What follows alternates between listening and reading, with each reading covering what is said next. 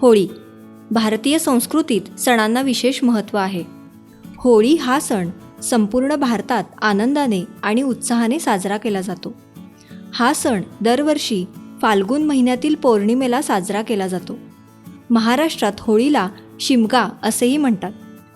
होळी हा सण 2 दिवस साजरा केला जातो. या सणाची सुरुवात होळी दहनाने होते. पहिल्या दिवशी संध्याकाळी लोक शेणकुटे, लाकडे पेटवून होळी करतात. रात्री होळी पेटवून होळीला नारळ अर्पण केला जातो. पुरणपोळीचा नैवेद्यसुद्धा होळीला दाखवला जातो.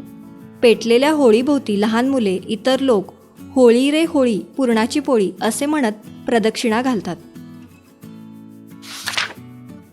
होळी या सणाच्या मागे अशी कथा आहे की याच दिवशी भगवान विष्णू यांनी आपला भक्त प्रल्हाद याची राक्षस राजा हिरण्यकश्यप व त्याची बहीण होलिका यांच्या कूटनीतीतून सुटका केली होती. तेव्हापासूनच वाईटावर चांगलेपणाचा विजय म्हणून होळी हा सण साजरा केला जातो. त्यामुळे या दिवशी सर्व ठिकाणी होळी पेटवली जाते.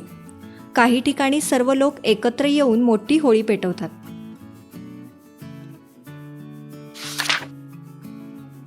होळीमध्ये वाईट गोष्टी दहन करतात आणि चांगल्या सकारात्मक गोष्टी आत्मसात करतात.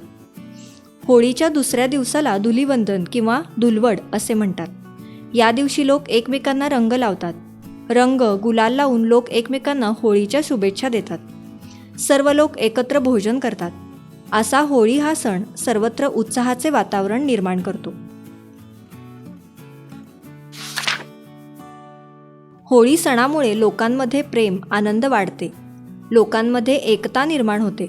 अशुभ गोष्टी होळीच्या अग्नीत जाळून नाश करायच्या आणि चांगल्या गोष्टींचा स्वीकार करायचा हा संदेश होळीचा सण आपल्याला देतो. त्यामुळे होळी हा सण माझा आवडता सण आहे.